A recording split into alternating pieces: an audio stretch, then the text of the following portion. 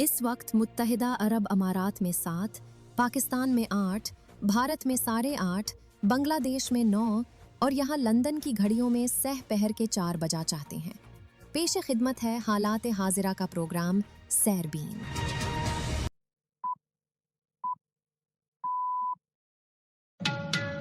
इक्कीस मई के सैरबीन से जावेद चौधरी का सलाम।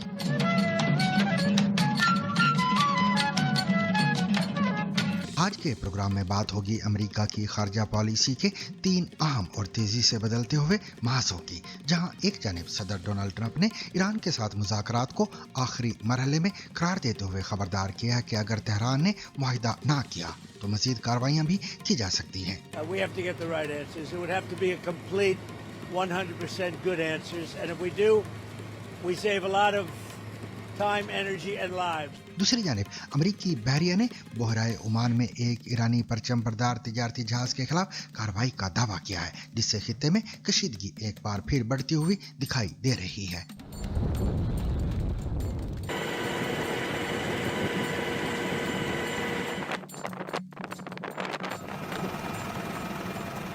उधर वाशिंगटन ने लातीनी अमेरिका की सियासत से जुड़ी एक पुरानी मगर निहायत अहम शख्सियत यानी क्यूबा के साबिक सदर राउल कास्त्रो के खिलाफ भी फर्द जुर्म आयद कर दी है। अमेरिका के अटॉर्नी जनरल का कहना है कि चाहे कितना ही वक्त क्यों न गुजर जाए, ट्रंप इंतजामिया उन लोगों के खिलाफ इंसाफ के हुसूल के लिए पुरअज़म है जो अमेरिकियों को कत्ल करते हैं। If you kill Americans, we will pursue you, no matter who you are, no matter what title you hold. And in this case, no matter how much time has passed. अक़वाम मुत्तहिदा की एक ताज़ा रिपोर्ट ने पाकिस्तान और अफगानिस्तान के दरमियान जारी तनाव और सरहदी सूरत हाल पर कई अहम सवालात उठा दिए हैं। रिपोर्ट में इंसानी जानों के नुकसान और बढ़ती हुई कशीदगी पर तशवीश जाहिर की गई है। काबुल की एक पहाड़ी पर बनी एक नई इज्तिमाई कब्र अफगानिस्तान की हालिया तारीख की सबसे भयानक रात की कहानी सुना रही है। मरने वालों की तादाद इतनी ज़्यादा है कि उसने पूरी कौम को हिला कर रख दिया है। हालांकि ये मुल्क तवील अरसे से जंग और तशद्दुद का आदी रहा है। जंग के इलाके में एक हैरानकुन वाक़े में एक खातून को यूक्रेनी फौज ने एक रोबोटिक निज़ाम के जरिए महफूज मुकाम तक मुंतकिल किया, जो जदीद जंगी टेक्नोलॉजी के इस्तेमाल की एक नई मिसाल करार दी जा रही है। ये फुटेज यूक्रेनी फौज ने रिलीज की है, जिसका कहना है कि उसने मैदान जंग में एक ग्राउंड ड्रोन भेजकर 4 घंटे तवील ऑपरेशन के बाद इस औरत को रेस्क्यू किया है। क्या वाकई कॉफी दिमाग को मुतहर्रिक करती है और इसे पीने से दिल की धड़कन क्यों बदलती है और ज्यादा कॉफी के मुमकिन नुकसानात क्या हो सकते हैं? आज के प्रोग्राम में हम जानेंगे कि एक आम सा कॉफी का घूंट इंसानी जिस्म के अंदर किस तरह के हयातियाती असरात पैदा करता है। कॉफी पिछले कम से कम 1500 सालों से पी जा रही है और कुछ लोग कहते हैं कि इसका असर इतना ज्यादा है कि इसने दुनिया में रोशन ख्याली के दौर को फरोग दिया, जिसने कई बड़े आइडियाज को जन्म दिया जो आज की दुनिया की बुनियाद है। कश्मीर में 500 साल पुरानी कालीन बाफी की सनत शदीद मुश्किलात का शिकार क्यों हो रही है? रिवायत, हुनर और रोजगार की ये कहानी आज के दौर में किन चैलेंजेस से दो चार है, इस पर भी खसूसी रिपोर्ट शामिल है। और समंदर के नीचे बिछे आलमी नेटवर्क पर बढ़ती हुई बहस, क्या ईरान इसे मुस्तकबिल में एक हथियार के तौर पर इस्तेमाल कर सकता है? इस अहम और तकनीकी मौजू पर भी आज तफसीली तज्जिया पेश किया जाएगा। ईरान में मीडिया और कुछ सीनियर लीडर्स इसे ईरान के पास एक खामोश हथियार के तौर पर देख रहे हैं। तो इस हथियार को इस्तेमाल कैसे किया जा सकता है, और अगर ईरान इसे इस्तेमाल करता है तो इसका दुनिया भर में कनेक्टिविटी पर क्या असर पड़ेगा? इसके अलावा मजीद अहम आलमी और इलाकाई खबरें भी आज के सैरबीन में शामिल रहेंगी, मगर हमेशा की तरह पहले अहम आलमी खबरों का खुलासा।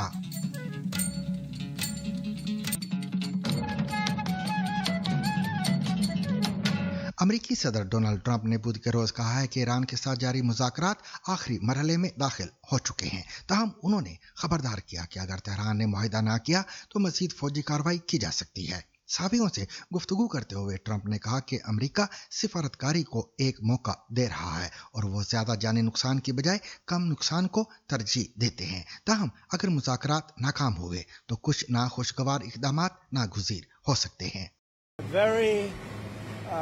It's right on the borderline, believe me. If we don't get the right answers, it goes very quickly. We're all ready to go. We have to get the right answers. It would have to be a complete 100% good answers. And if we do, we save a lot of time, energy, and lives, most importantly. Could go very quickly.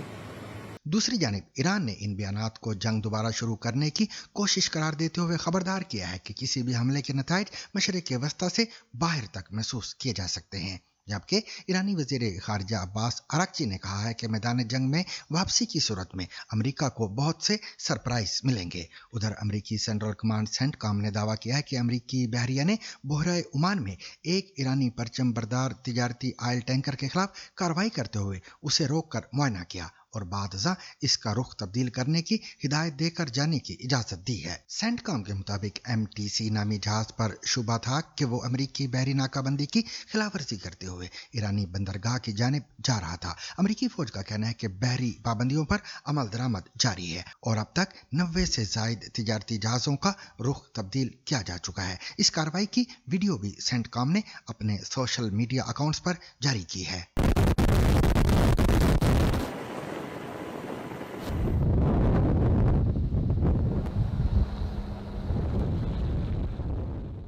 दूसरी जानब America ने Cuba के साबिक सदर Raul Castro के खिलाफ फर्द जुर्म आयद करने का ऐलान किया है। कायम मुकाम अमेरिकी अटॉर्नी जनरल टॉड ब्लांच के मुताबिक राउल कास्त्रो और दीगर अफराद पर 1996 में 2 शहरी तैयारे मार गिराए जाने के वाक़े में अमेरिकी शहरियों के कत्ल की साजिश और दीगर इल्जामात के तहत मुकदमा कायम किए गए हैं।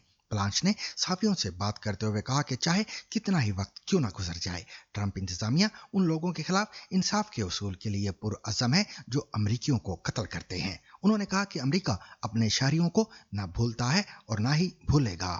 If you kill Americans, we will pursue you, no matter who you are, no matter what title you hold, and in this case, no matter how much time has passed.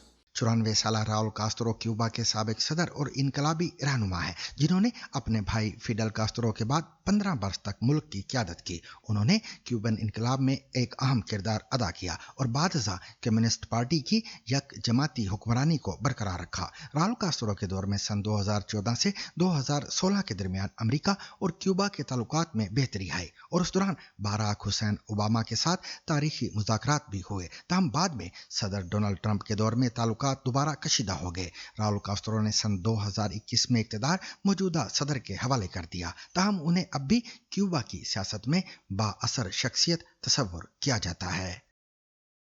अक़वाम मुत्तहिदा का कहना है कि इस साल पाकिस्तान और अफगानिस्तान के दरमियान जारी तनाज़े की वजह से अफगानिस्तान में सैकड़ों शहरी मारे जा चुके हैं। ज़्यादातर हलाकतें मार्च में दारुल-हुकूमत काबुल में होने वाले एक ही हमले में हुई, जो अफगानिस्तान की हालिया तारीख में सबसे बड़ा और खूनरेज वाक़या था। इस हमले में कम से कम 269 अफराद उस वक्त मारे गए जब मुबैना तौर पर मनशियात के आदी अफराद की बहाली वाले मरकज़ को निशाना बनाया गया। पाकिस्तान हमले की जिम्मेदारी से इनकार करता है और कहता है कि उसने फौजी तनसीबात और दहशतगर्दों के ठिकानों को निशाना बनाया।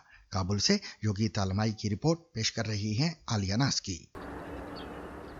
काबुल की एक पहाड़ी पर बनी एक नई इज्तिमाई कब्र अफगानिस्तान की हालिया तारीख की सबसे भयानक रात की कहानी सुना रही है। मरने वालों की तादाद इतनी ज़्यादा है कि उसने पूरी कौम को हिला कर रख दिया है। हालांकि ये मुल्क तवील अरसे से जंग और तशद्दुद का आदी रहा है।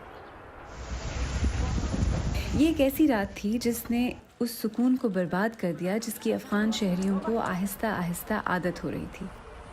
एक पाकिस्तानी फ़ज़ाई हमले ने काबुल के मरकज़ में वाक़े उम्मीद नामी मनशियात के बहाली के मरकज़ को निशाना बनाया, जिसमें इलाज करवाने वाले सैकड़ों मरीज़ हलाक हो गए।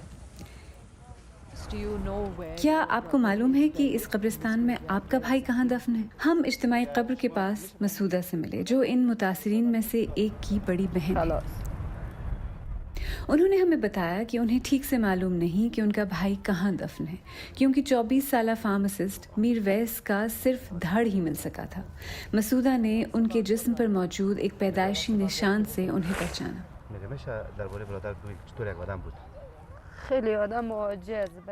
मेरे भाई का जिस्म टुकड़ों में था, उसमें कुछ भी नहीं बचा था जो हमें दिया जा सके, इसलिए उन्होंने उसे यहाँ दफन कर दिया। माँ के मरने के बाद मैंने उसे अपनी बेटी की तरह पाला। उसकी नौकरी चली गई, इसी वजह से वो नशे का आदी हो गया। गुर्बत और मुश्किलात ने इनमें से ज़्यादातर मर्दों को मनशियात की लत की तरफ धकेला था।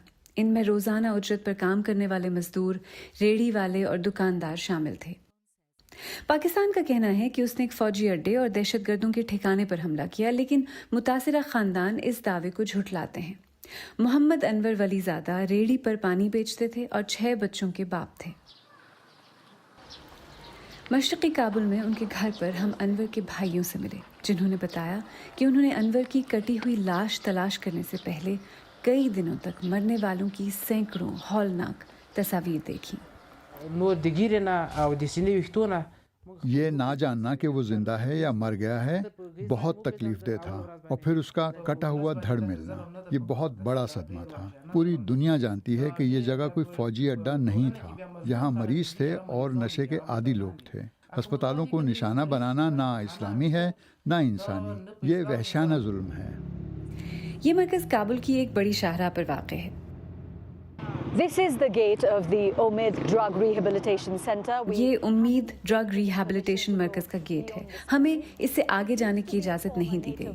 ये पहले नेटो का एक अड्डा हुआ करता था, लेकिन एक दहाई से यहाँ मनशियात के आदी अफराद का बहाली मरकज़ कायम था।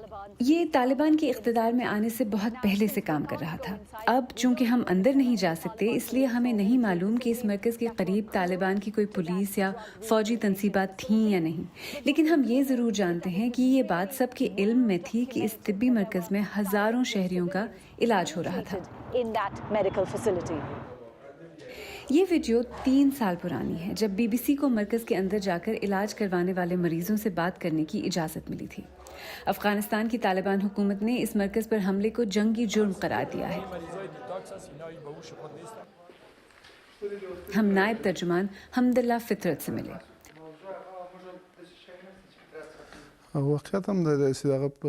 आम शहरियों को निशाना बनाना जंगी जुर्म है।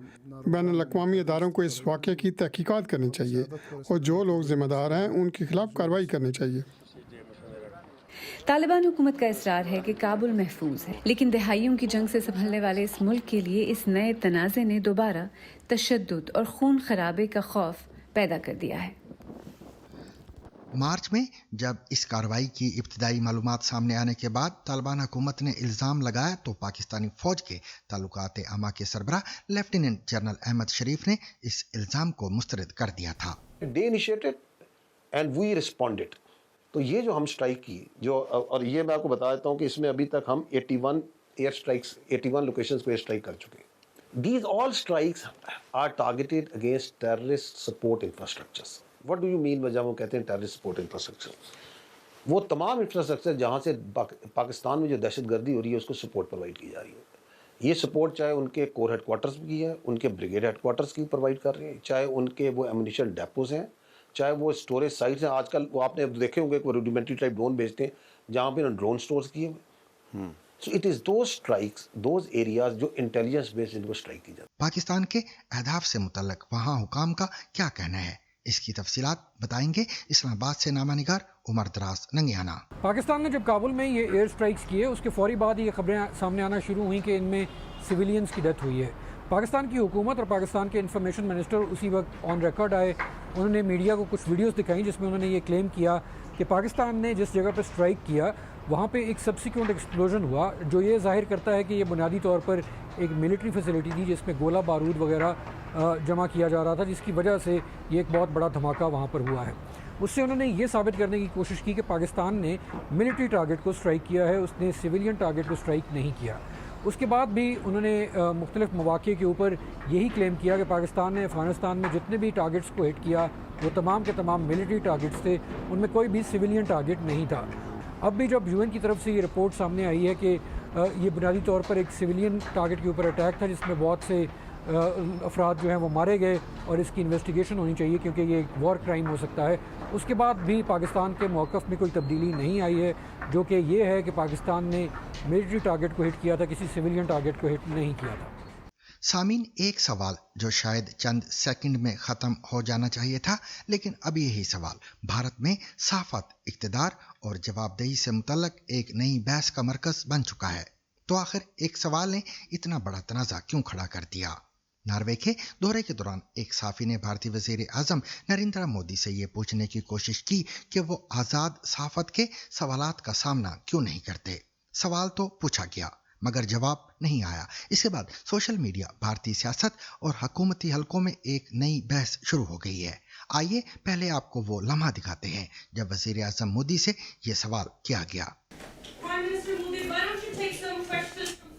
ये वाज़ेह नहीं कि वज़ीर आज़म मोदी ने सवाल सुना या नहीं, लेकिन वो बगैर जवाब दिए फौरी तौर पर वहां से रवाना हो गए। इसके बाद मुकामी और बैनुल-अक़वामी मीडिया में इस वाक़े पर बहस छिड़ गई। तो आखिर ये मामला इतना बड़ा सियासी और सहाफ़ती तनाज़ा क्यों बन गया? जानते हैं नितिन श्रीवास्तव की इस रिपोर्ट में। सवाल पूछना हमारा काम है। मुझे मालूम है कि आपके वज़ीर आज़म सवालात लेना पसंद नहीं करते, लेकिन सवाल पूछना मेरी जिम्मेदारी थी। वहाँ मौजूद सहाफ़ियों को ये नहीं बताया गया था कि वज़ीर आज़म और सहाफ़ियों के दरमियान सवाल और जवाब या कोई बाकायदा गुफ्तगू होगी। ये पहले से प्लान नहीं था, ये बिल्कुल मंसूबाबंदी के तहत नहीं हुआ था। इंडिया में आज़ादी सहाफ़त की सूरत हाल और इंसानी हुकूक़ की खिलाफ वर्जियों के तनाजुर में ज़ाहिर है कि उस बड़े मुल्क के सबसे ताकतवर शख्स से सवाल करने की कोशिश करना मेरा फ़र्ज़। और अब जिक्र एक जंग का। वैसे तो जंगें दुनिया में बहुत सारी तबाही का सबब बनती हैं और ख़ास तौर पर इनमें आम इंसान फंस कर रह जाते हैं। आम शहरी बाज़ औक़ात जानते भी नहीं कि क्यों वो इस तबाही और तकलीफ का शिकार हुए हैं। यूक्रेन और रूस की जंग की वजह से सरहदी इलाकों की एक बड़ी आबादी नकल मकानी करने पर मजबूर हुई है। हाल ही में एक खातून जंग के इलाके में जब फंस गईं तो यूक्रेनी फौज ने उनको एक रोबोट के जरिए वहां से निकालकर महफूज मुकाम तक पहुंचाया। मज़ीद तफसील खतीजा आरिफ से। ड्रोन मशरक़ी यूक्रेन में एक तबाह हाल सड़क का जायजा ले रहा है। एक उम्र रसीदा औरत अपने तबाहशुदा गांव से निकलने की कोशिश में है। उसके लिए चलना दुश्वार है, मगर मदद पहुंचने को है। ये फुटेज यूक्रेनी फौज ने रिलीज़ की है, जिसका कहना है कि उसने मैदान जंग में एक ग्राउंड ड्रोन भेजकर 4 घंटे तवील ऑपरेशन के बाद इस औरत को रेस्क्यू किया है। हमने एंटोनिना से बात की। अभी जो हुआ उसके बाद अब आप कैसी हैं? उन्होंने थम्स अप यानी सब ठीक है का इशारा किया, मगर बताया कि जब रोबोट उन तक पहुंचा तो वो बहुत निढाल थी और एक मौके पर तो गिर भी पड़ी। मैं अचानक गिर पड़ी, सोचा नहीं निकल पाऊंगी। मेरे अंदर ताकत बिल्कुल नहीं थी। मुझे लगा मैं दरख्तों के बीच पड़ी रहूंगी और बस।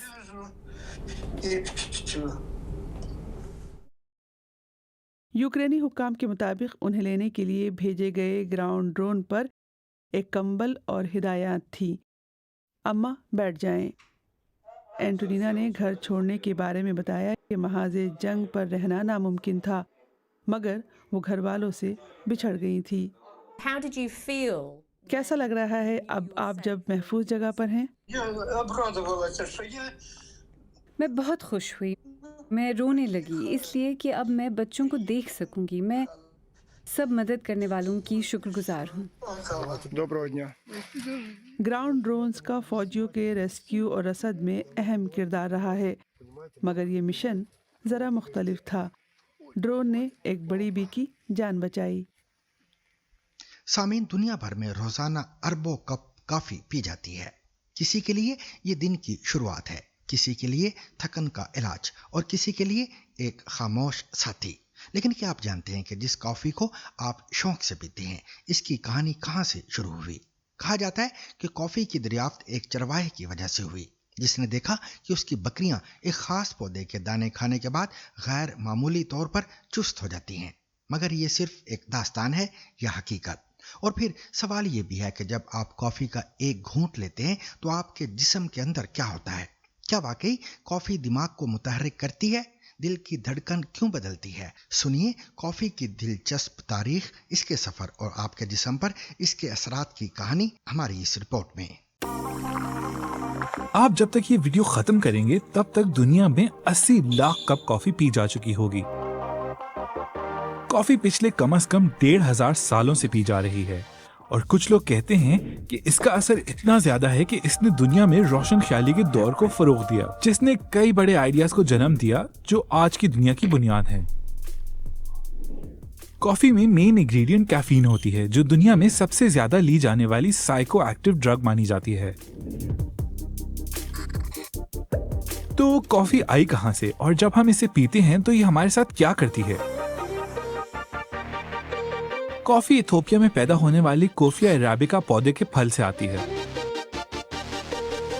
एक कहानी के मुताबिक 9वीं सदी में कल्दी नामी एक चरवाहे ने देखा कि उसकी बकरियां कॉफी बीन्स खाने के बाद ज्यादा तवाना हो जाती हैं, तो उसने भी इसे चख लिया। तारीखी रिकॉर्ड्स के मुताबिक यमन में सूफियों ने कॉफी बीन्स को भूनकर वो ड्रिंक बनाई जिसे हम आज भी जानते हैं। 15वीं सदी में सल्तनत उस्मानिया में पहले कॉफी हाउस बनना शुरू हुए और फिर आइंदा सदियों में वो यूरोप में भी फैल गए। यूरोप में कॉफी हाउसेस कारोबार, सियासत और नए ख्यालात पर गुफ्तगू करने की जगह बन गए। एक एकेडमिक योर्गन हबरमास ने ये तक कह दिया कि अगर कॉफी ना होती तो रोशन ख्याली का दौर ही ना आता। कांट और वोल्टेयर जैसे फिलोसोफर, जिनके बारे में कहा जाता है कि वो दिन में 72 कप तक कॉफी पीते थे, ने कैथोलिक चर्च के दुनिया के नजरिए को चैलेंज करना शुरू कर दिया। इसके बजाय उन्होंने साइंस की मदद ली, ये मानते हुए कि कायनात में हर चीज की रैशनल यानी अकली तौर पर वजाहत की जा सकती है। इस नाम नेहाद रोशन ख्याली के दौर ने हमारी दुनिया को हमेशा के लिए बदल दिया।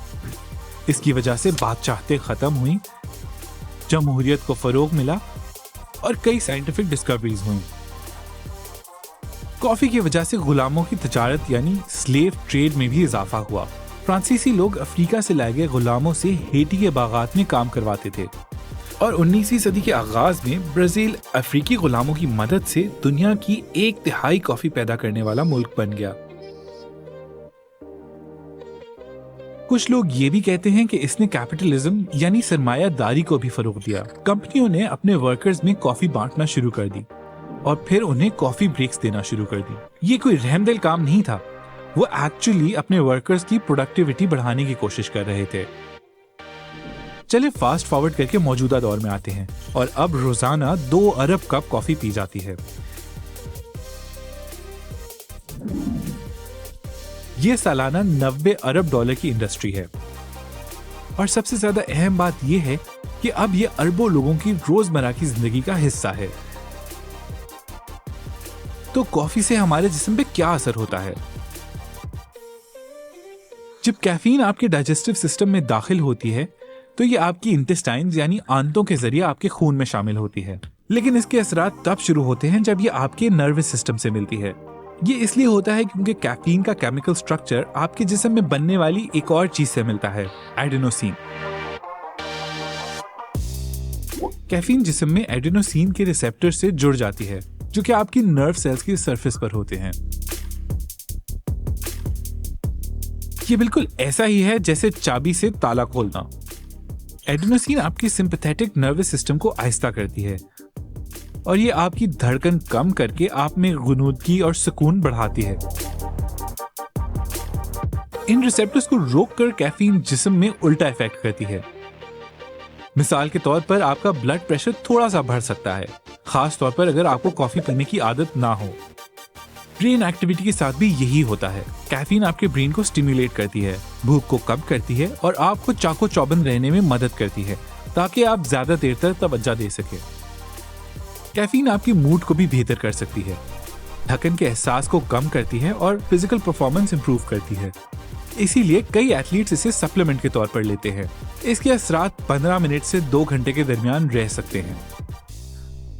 आपका जिस्म कैफीन को 5 से 10 घंटों में निकाल देता है, लेकिन कैफीन के कुछ असरात ज्यादा देर तक रह सकते हैं।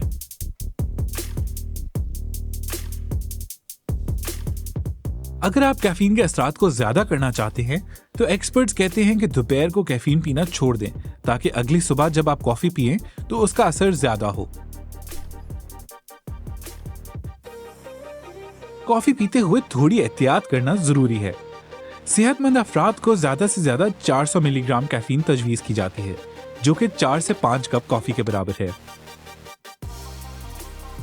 इससे ज्यादा पीने से साइड इफेक्ट्स हो सकते हैं, जैसा नींद उड़ जाना, घबराहट, बेचैनी, पेट की खराबी, मतली और सर में दर्द।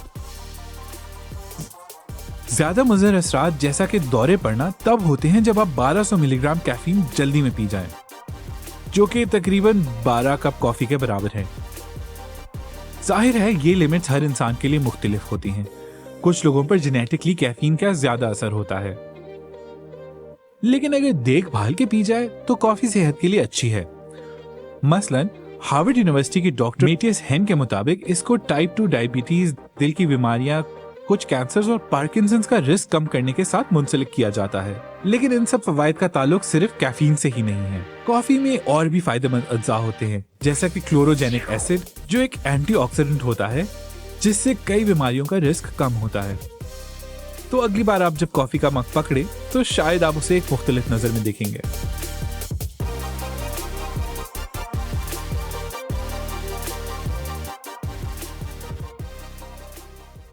इंडिया के ज़ेर इंतज़ाम कश्मीर में कालीन बाफी का काम 500 साल पुराना है और आज भी यहाँ बनने वाले कालीन कई हजार डॉलर में बिकते हैं। इन कालीनों में क्या खास बात है और इस इलाके में इस काम का आगाज कैसे हुआ और आज ये सनत किस मुश्किल का सामना कर रही है, जानने के लिए देखिए शफात फारूक की ये रिपोर्ट।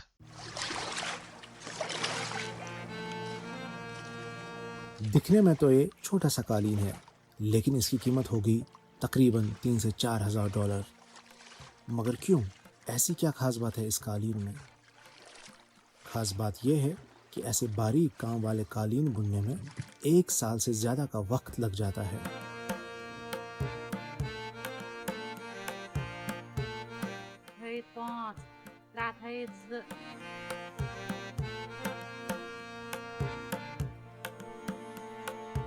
श्रीनगर में अपने छोटे से कारखाने में बैठे ये कारीगर भी इस वक्त कालीन बुनने की तैयारी कर रहे हैं, जो शायद कई महीनों में मुकम्मल होगा। इनके साइजेस मुख्तलिफ होते हैं, जैसे 2 फुट बाय 5 फुट या 10 फुट बाय 10 फुट। साइज के हिसाब से ही वक्त लगता है।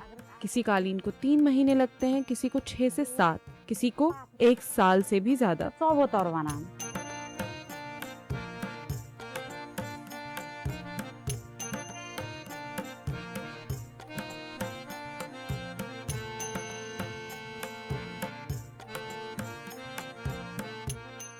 इस बारीक काम को करने का हुनर सबके पास नहीं है। कई सदियों से ये विरासत नस्ल दर नस्ल आगे बढ़ाई जाती रही है।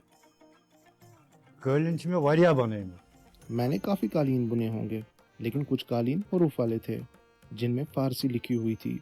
यहाँ मैंने एक कालीन पे सूरह यासीन बुना है।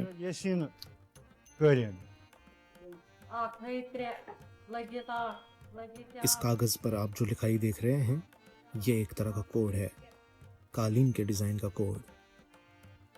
इसी को देखकर कालीन बुना जाता है। कारीगरों की ज़ुबान में इसे तालीम कहते हैं और इसे सीखने में कई साल लगते हैं। Same pattern, different colors, same.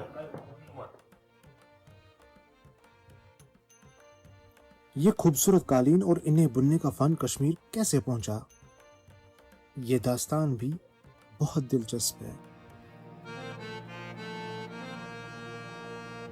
एक ताल्लुक बना पर्शिया के साथ हमारा, और ये ताल्लुक बना उन ताजरों के ज़रिए जो वहाँ से यहाँ माल ख़रीदने भी आते थे और माल बेचने भी आते थे। अगर डेटिंग की बात करेंगे तो यहाँ आम तौर पर तारीख़ी तौर पर कहा जाता है, इन हिस्टोरिक टर्म सबसे पुराना कारपेट विक्टोरिया एल्बर्ट मीडियम है, जिसको अर्धबिल कारपेट कहते हैं। उसको वो डेट करते हैं लेट 16th सेंचुरी में या अर्ली 17th सेंचुरी में। तो हम भी उसी वक्त के इर्द गिर्द इस सफ़र और इस दौड़ में शामिल हो गए कि कारपेट यहाँ बिकते भी थे, फिर बनने भी लगे थे। और एक वक्त ऐसा भी आया है कि ईरान से चीज़ें यहाँ आ गई, दस्तकारियाँ, शॉल, कारपेट्स आ गई, फिर यहाँ उनको इम्प्रूव किया गया, लिफ्ट किया गया। और हमारे पास तारीख़ी शवाहिद मौजूद हैं जिसमें एक वक्त में हम शॉल भी एक्सपोर्ट करते थे उन्हीं इलाकों में जिन इलाकों से ये प्रोडक्ट्स यहाँ आए थे। कश्मीरी की जो अपनी प्रेफरेंस थी, जिसको वो ज़्यादा अहम समझते थे या जिसमें उनको लगता था कि इसमें नज़ाकत ज़्यादा है, वो शॉल था। मगर एक वक्त आया शॉल का मार्केट कम हो गया, नहीं लेट 18 अर्ली 19th सेंचुरी में। तब वही शॉल वीवर कालीन बनाने लगे और ये बात वो शिकायतन कहते थे, कहाँ वो वक्त जब हम शॉल बनाते थे, कहाँ अब हम कालीन बनाने लगे। लेकिन कारीगरों के लिए ये सिर्फ एक कालीन नहीं, ये सदियों पुरानी तहजीब, रंगों की ज़ुबान और दागों में कहानियाँ बुनने का फ़न है। امریکہ اور ایران کے بیچ جنگ کی وجہ سے اس صنعت کو ایک بہت بڑا دھچکا لگا ہے. بین الاقوامی ایگزیبیشنز منسوخ ہو رہے ہیں اور آرڈرز کینسل. میری فیملی پچھلے 160 سال سے کارپیٹ ٹریڈ سے وابستہ ہے. یہ انڈسٹری 800 سے 1000 کروڑ کی انڈسٹری ہے اور اس کے ساتھ ڈائریکٹلی 80,000 آرٹیزنز وابستہ ہیں. مڈل ایسٹ کے جنگ نے ٹریڈ کو بہت زیادہ افیکٹ کیا. ریزن بینگ کہ ہمارا جو ٹورزم، پہلی بات تو ہے exports have taken a big hit. اس کے علاوہ جو ہمارے ٹریڈ روٹس تھے ان کا کلوجر، ٹورزم کا جو ٹورزم آتا تھا ریسٹ آف انڈیا میں یا ایون کشمیر میں، اس کو جو دھچکا لگا اس کی وجہ سے ایکسپورٹ میں بڑا ڈپ ہوا. جو ایسٹیمیٹس ہیں اس کے حساب سے کارپیٹ انڈسٹری جو اس وقت کشمیر کی کارپیٹ انڈسٹری ہے، it has come down to 300 سے 400 کروڑ، جو لگ بھگ 40 to 50% کم ہو گیا ہے what it used to be. Mostly یہ U S A, middle east اور یورپین کنٹریز میں جاتا ہے اور اس میں جو 60% اس میں جو مارکیٹ شیئر ہے وہ یو ایس اے کا ہے.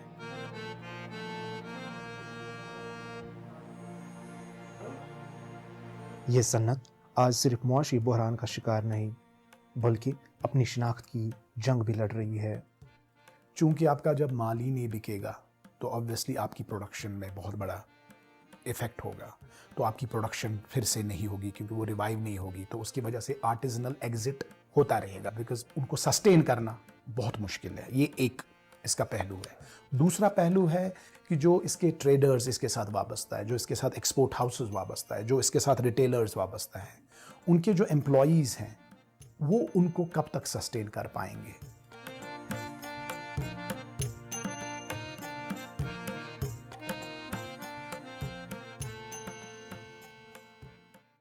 ایران میں میڈیا اور بعض سیاسی حلقے آبنائے ہرمز کے پانیوں کے نیچے سے گزرنے والی بین الاقوامی ڈیٹا کیبلز کو ایران کے پاس ایک خاموش ہتھیار کے طور پر دیکھ رہے ہیں. کیا ایران امریکہ اور اسرائیل کے خلاف اسے استعمال کر سکتا ہے؟ اور اگر ایسا ہوا تو اس کا دنیا بھر پر کیا اثر پڑے گا؟ سنیے ZBC ریڈز میں سمرا فاطمہ سے. کیا واقعی ایران امریکہ اور اس کے اتحادیوں پر دباؤ ڈالنے کے لیے آبنائے ہرمز کی پانیوں کے نیچے سے گزرنے والے بین الاقوامی ڈیٹا کیبلز کو اپنے حق میں استعمال کر سکتا ہے؟ ایران میں میڈیا اور کچھ سینئر لیڈرز اسے ایران کے پاس ایک خاموش ہتھیار کے طور پر دیکھ رہے ہیں. تو اس ہتھیار کو استعمال کیسے کیا جا سکتا ہے؟ اور اگر ایران اسے استعمال کرتا ہے تو اس کا دنیا بھر میں کنیکٹیویٹی پر کیا اثر پڑے گا؟ یہی نہیں، ایران کو ایسا کرنے سے روکنے والے کیا کوئی قانونی رکاوٹیں ہیں؟ اس نقطۂ نظر کے مطابق ایران آبنائے ہرمز سے گزرنے والی زیر سمندر کیبلز پر سیکیورٹی اور ریگولیٹری نگرانی نافذ کر سکتا ہے یا پھر ان کے گزرنے پر فیس بھی عائد کر سکتا ہے. حالانکہ یہ اتنا آسان نہیں ہے. اس طرح کے اقدام کو متعدد قانونی اور ٹیکنیکل رکاوٹوں کا سامنا ہوتا ہے. کئی دہائیوں سے آبنائے ہرمز کا تعلق تیل بردار جہازوں اور توانائی کے تحفظ سے رہا ہے کیونکہ دنیا بھر میں سمندر کے راستے منتقل ہونے والے تیل کا تقریباً 5واں حصہ اسی تنگ راستے سے گزرتا ہے. پاسداران انقلاب سے منسلک سمجھی جانے والی فارس نیوز ایجنسی نے 8 مئی کو اپنے سائنسی شعبے میں شائع ہونے والی ایک رپورٹ میں سمندر کے نیچے بچھے انٹرنیٹ کیبلز کو بطور ہتھیار اور دباؤ کے ذریعے کے طور پر استعمال کرنے کا تصور پیش کیا ہے. یہ کیبلز یورپ، مشرق وسطیٰ اور ایشیا کے درمیان عالمی مواصلات اور مالیاتی ڈیٹا منتقل کرتی ہیں. ٹاٹا کمیونیکیشنز جو ٹیلی کمیونیکیشنز کے بنیادی انفراسٹرکچر کی نگرانی کرتی ہے، ان کے مطابق فیلکس، GBI اور TGN گلف سمیت متعدد کیبل سسٹمز کے نظام آبنائے ہرمز سے گزرتے ہیں جو خلیج فارس، یورپ اور ایشیا کے درمیان ڈیٹا کی ترسیل کو ممکن بناتے ہیں. صرف TGN گلف ہی عمان، متحدہ عرب امارات، قطر، بحرین اور سعودی عرب کو وسیع عالمی مواصلاتی نیٹ ورک سے جوڑتا ہے. فارس نیوز ایجنسی نے اس بات پر بھی زور دیا ہے کہ میٹا، گوگل اور مائکروسافٹ جیسی بڑی ٹیکنالوجی کمپنیز ان کیبلز کو پہلے سے کہیں زیادہ استعمال کر رہی ہیں. اس کے مطابق سوئفٹ جیسے مالیاتی سسٹمز بھی اسی نیٹ ورک پر انحصار کرتے ہیں. اس رپورٹ میں یہ بھی کہا گیا ہے کہ اگر تیل 20ویں صدی کا ایندھن تھا تو ڈیٹا 21ویں صدی کا ایندھن ہے. خبر رساں ایجنسی نے اپنی رپورٹ میں یہ بھی دعویٰ کیا ہے کہ ایران کو اب دونوں راستوں پر جغرافیائی برتری حاصل ہے. پاسداران انقلاب کے قریب سمجھے جانے والے ادارے مشرق نیوز نے بھی اسی طرح کا موقف اختیار کیا ہے اور زیر سمندر کیبلز کو ایران کا خاموش ہتھیار قرار دیا ہے جو سینٹ کام اور اس کے پارٹنر کو مفلوج کر سکتا ہے. یہ بحث ایک ایسے وقت میں سامنے آئی ہے جب ایرانی حکام کی جانب سے بارہا متنبع کیا گیا ہے کہ تہران خطے کی سیکیورٹی ڈاکٹرائن کا جائزہ لے رہا ہے۔ اس نے خلیجی ریاستوں پر امریکی فوجی کارروائیوں میں سہولت کاری کا الزام بھی عائد کیا ہے۔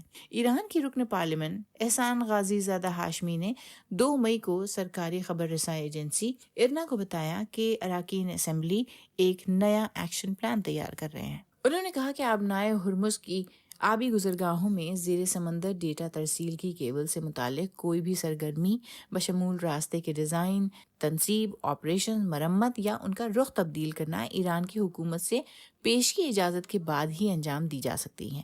ان کا مزید کہنا تھا کہ ایسی سرگرمیوں سے قبل ایران کو سروس فیس کی ادائیگی بھی لازمی قرار دی جائے گی۔ اپریل کے آخر میں شائع ہونے والی رائٹرز کی ایک رپورٹ کے مطابق دنیا کی تقریباً 99% بین الاقوامی انٹرنیٹ ٹریفک زیر سمندر فائبر آپٹک کیبلز کے ذریعے ہی کام کرتی ہے۔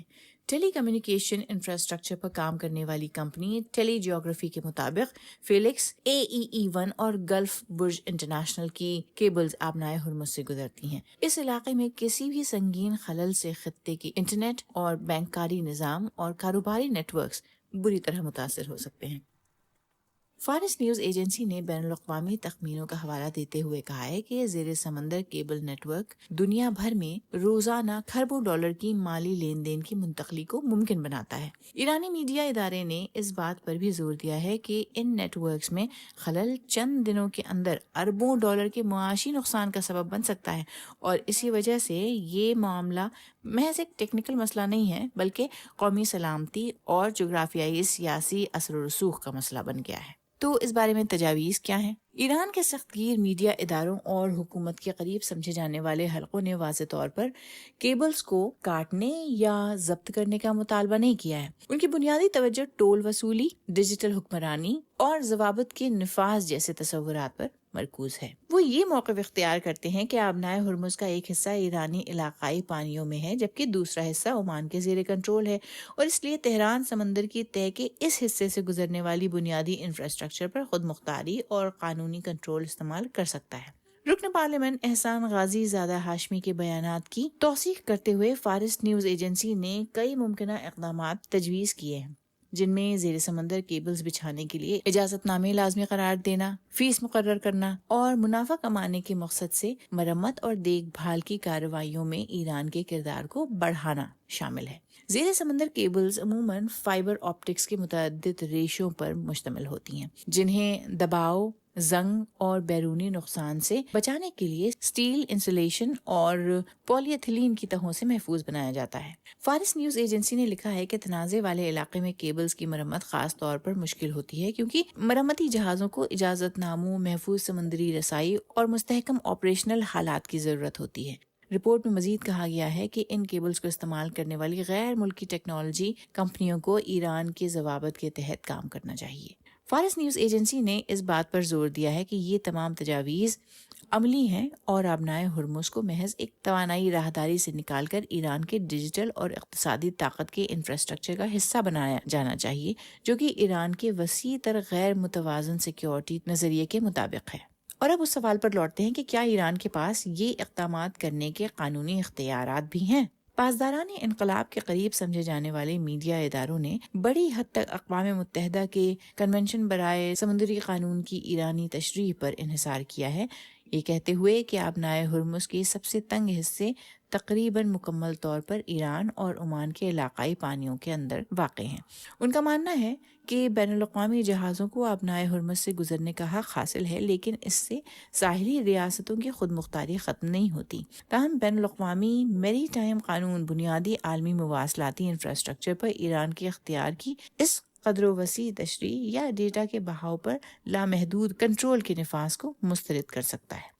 اس کے علاوہ بڑی طاقتیں بشمول امریکہ اور یورپی ممالک یقینی طور پر ایران کی جانب سے عالمی انٹرنیٹ کی بنیادی انفراسٹرکچر پر پابندی عائد کرنے یا یک طرفہ محصولات نافذ کرنے کی کسی بھی کوشش کو قبول نہیں کریں گے۔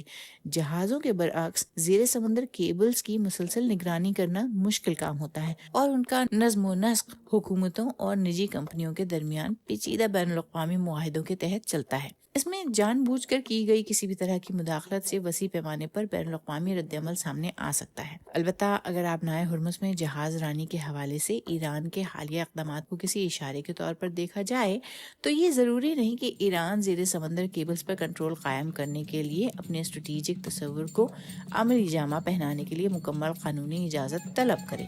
اور سامعین، اس کے ساتھ ہی آج کا سیربین بھی اپنے اختتام کو پہنچا۔ مجھے اور میری پوری ٹیم کو کل تک کے لیے اجازت دیجیے، لیکن اجازت لینے سے قبل اب تک کی خاص خبریں۔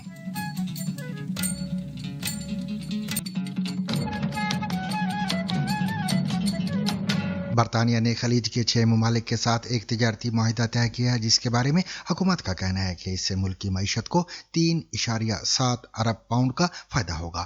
برطانیہ کی حکومت کے مطابق بحرین، کویت، عمان، قطر، سعودی عرب اور متحدہ عرب امارات کے ساتھ کیے گئے اس معاہدے کے مکمل نفاذ کے بعد برطانیہ کی برآمدات پر عائد تقریباً 580 ملین پاؤنڈ سالانہ ٹیرف ختم ہو جائیں گے۔ حکام کا کہنا ہے کہ اس معاہدے سے برطانیہ کی کمپنیوں کے لیے خلیجی منڈیوں میں کاروبار کرنا اور شراکت داری قائم کرنا آسان ہو جائے گا، جس کے نتیجے میں روزگار کے نئے مواقع پیدا ہوں گے اور موجودہ ملازمتوں کو بھی تحفظ ملے گا۔